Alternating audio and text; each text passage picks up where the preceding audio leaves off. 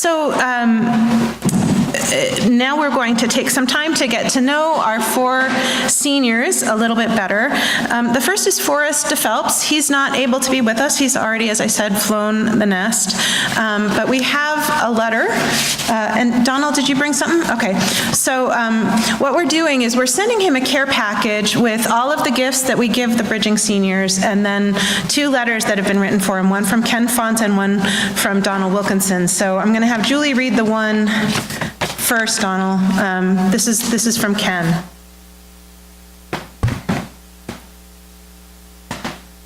Dear Forrest, it is time for you to bridge and move from being a youth to a young adult. This is a major event in your life, and I am proud and honored to be a part of it. You have been part of our family for most of your life, and I have watched you grow from a wild boy to a thoughtful and mature young man. You have always had an insatiable curiosity and drive to know more. You are always running around looking at things and collecting interesting items. That drive and curiosity is still a major part of your character today, but it has been tempered into a thoughtful examination of your life and the world. You have always been and will be a part of our family. Even though we are not related, I think of you as a nephew, and I have enjoyed watching you grow up.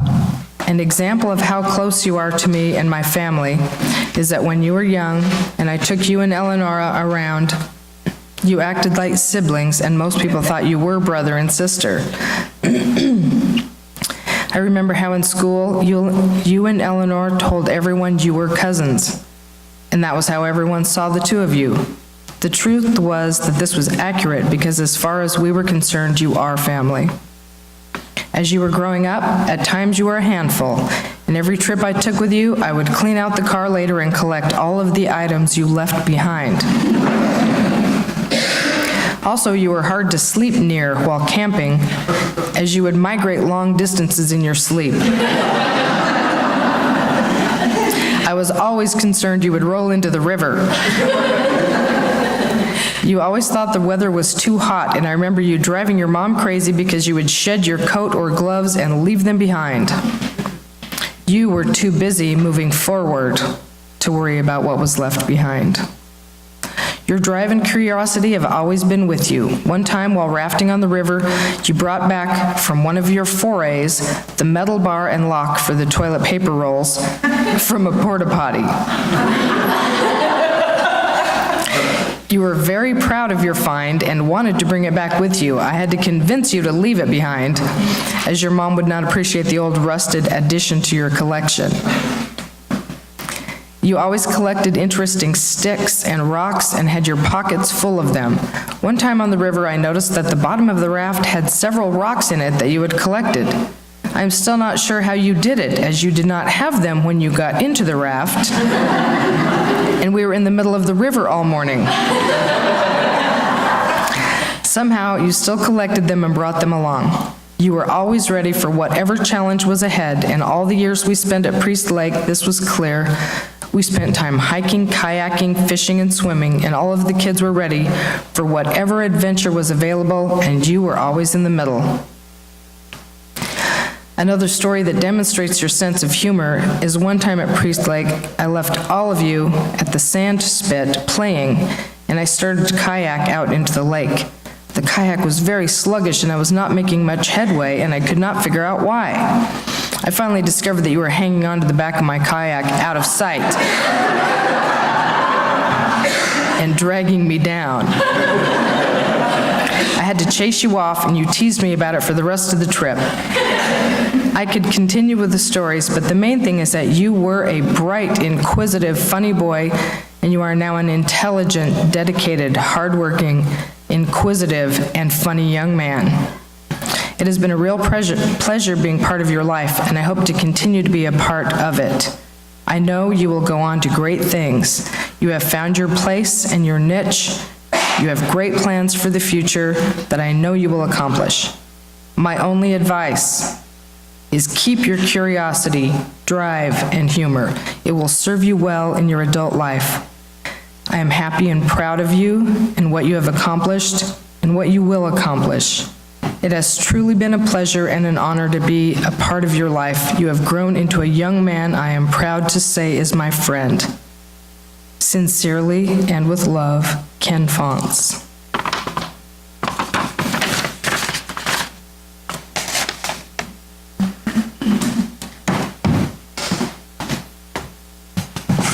I would love to have to read mine as well, except for I wrote it online yesterday in the roller coaster waiting line for Silverwood, so I don't think you'd be able to read it. I hope I can.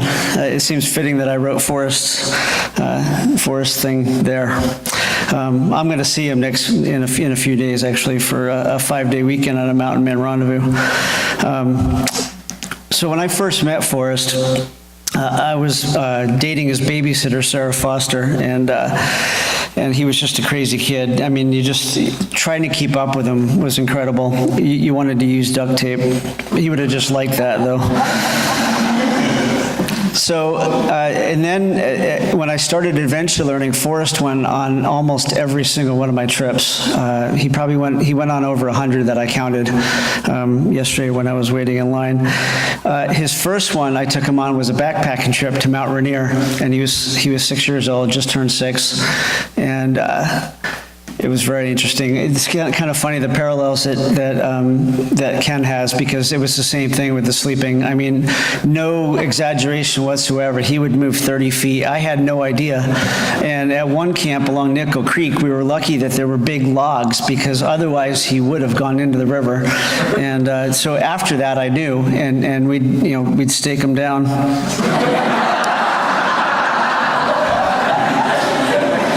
But he was always so much fun. I mean, he just, any adventure he was up for, swimming in freezing cold water. His first backpacking trip, he drove me a little bit nuts, not the Mount Rainier one, but the first real long backpacking trip in Hell's Canyon that I took him on. He drove me a little crazy because he would just be complain. And I talked to Colette about it when I got back from the trip. He said, "Oh, did you feed him?"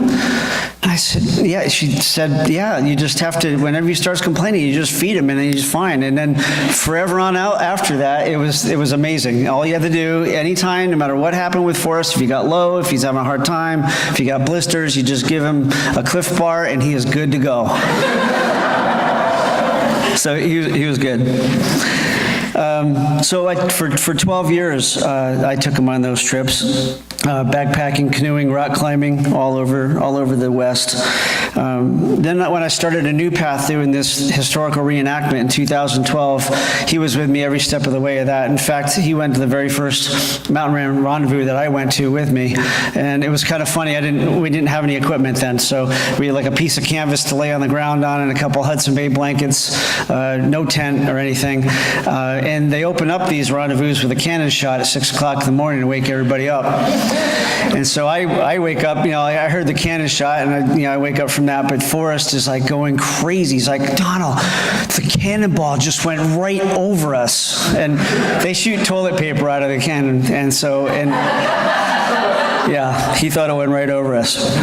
But he just jumped into this rendezvous stuff, and it's actually, he's in Job Corps now, and it's one of the reasons he's in Job Corps is because he got so enthused with blacksmithing, and we build stuff all the time. We build wooden boxes for the things that we carry to rendezvous, and he builds boxes and he builds all kinds of stuff. He's learned to make primitive bows, and so with all that woodworking and blacksmithing and everything else, he decided that that the trades of blacksmithing and welding and carpentry was what he wanted to do, and that's what he's doing now. So it's really kind of cool. So he's just an amazing kid that I've had a ton of fun with, and I can see we're going to spend the rest of our lives pretty much entwined in this historical reenactment stuff, and it's really, really cool to hang out with him.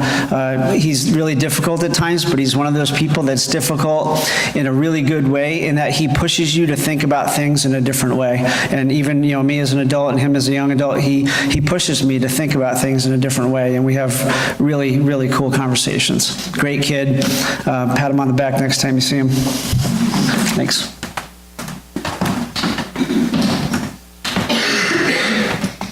And you'll give us a copy of that at some point, Donal, so we can send it to him, right? Okay. And then, this year I gave all of the boys the choice of having somebody speak for them or speaking for themselves. And surprising no one, Milo has decided that he'd prefer to speak for himself. So Milo, would you come forward?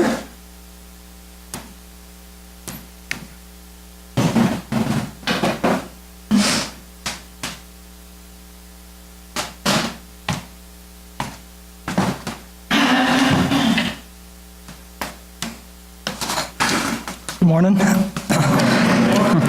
You see me up here alone today because to some degree I remain just as stubborn and mule-headed as when I first set foot in here 10 years ago.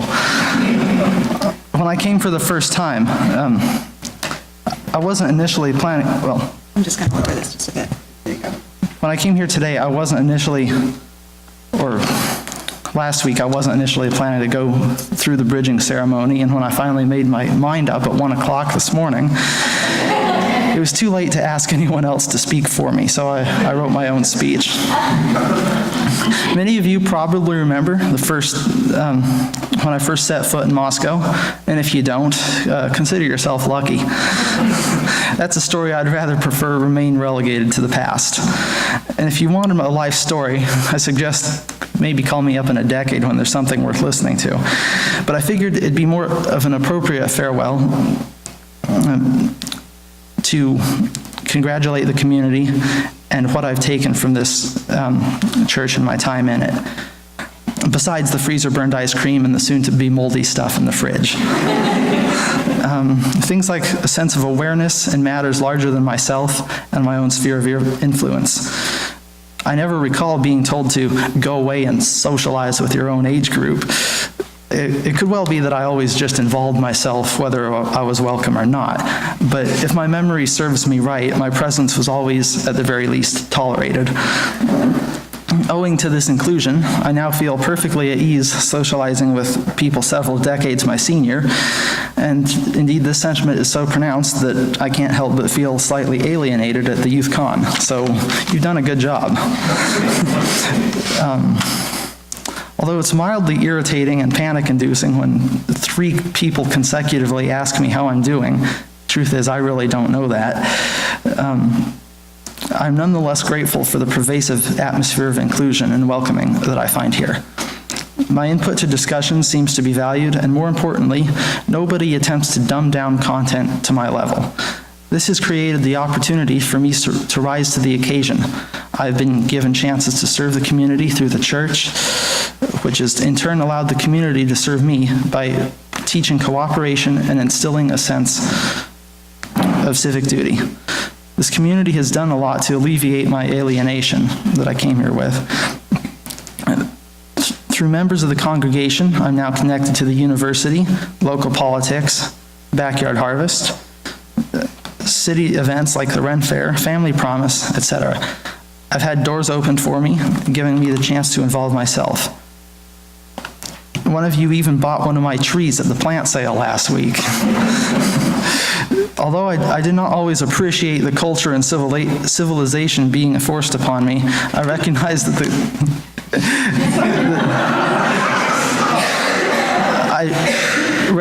the growth that enduring the struggle has caused. Thank you for putting up with my boneheaded antics and keeping the faith in my eventual maturation.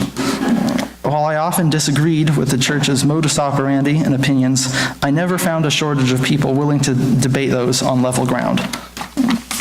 So congratulations, UCP. You have performed a taming of the shrew that some likely thought impossible. Not through the Shakespearean methods of starvation and neglect, but through forgiveness and reciprocal respect. You've converted an isolationist brat into a contributing community member.